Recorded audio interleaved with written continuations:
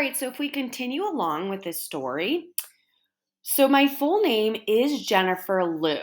No middle name, nothing. Everyone else in my family has their Chinese name as their English middle name. It's on official documents, passports, licenses, and in my brother's case, his birth certificate. The middle name field on my birth certificate, blank, a parental oversight because they hadn't made the time to select a Chinese name. So you guys can take a look closely. This is Connecticut State Department of Health. Literally blank, no middle name. Okay, so not everyone has a middle name. I know my middle name is Lynn, but Jennifer Liu, our narrator, does not. So it is blank. Having no middle name is even more significant when you grow up in white, middle class Connecticut, where everyone has one. Well, it was a rough childhood. Not only did I have to learn how to ski, how to play tennis, and how to tie sweaters around my neck, I also had to navigate Puritan New England middle name less. You're incomplete, friends would say. I took matters into my own hands. When I started seventh grade at Sage Park Middle School, I enrolled as Jennifer Elizabeth Liu. Okay, so remember, she has no middle name, but when she entered school, she added Elizabeth as a middle name. I picked Elizabeth because it was the whitest name I could think of.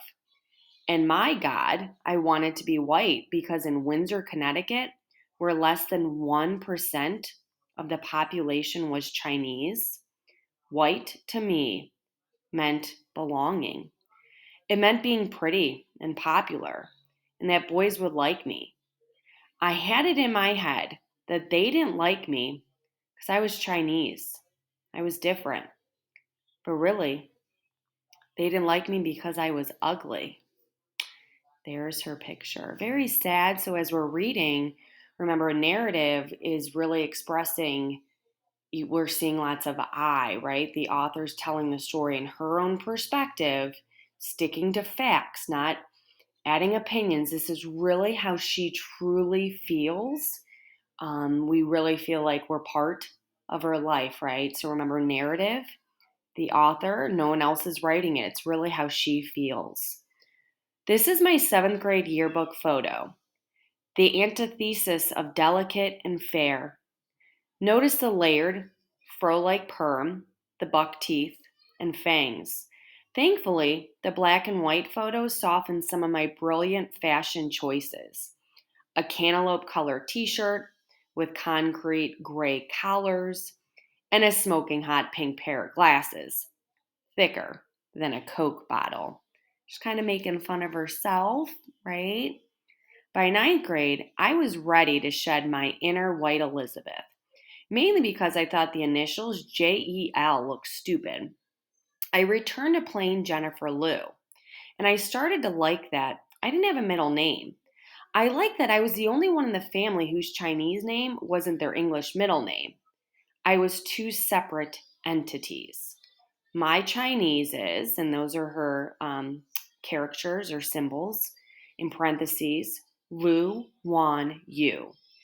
One May I asked, Mom, what does my Chinese name mean? What? She said, annoyed. Doesn't mean anything.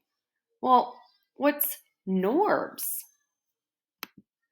Chinese name mean then? Also nothing? Oh no, his name means joy to the world. Of course it does. I later pressed for more clarification. I discovered why my Chinese name never became my English middle name. When I was born, my mom didn't have a Chinese name picked out for me. Instead, my mom sent all my birth information back to Taiwan to a Chinese astrologer. She needed to know what elements to include in my name based on my birth details. If you know anything else about Taiwanese culture, know that they are crazy superstitious. You can't leave rice uneaten on your plate, put your chopsticks standing up in a bowl, give an umbrella or knives as gifts, and your daughter can't be named without an astrologer.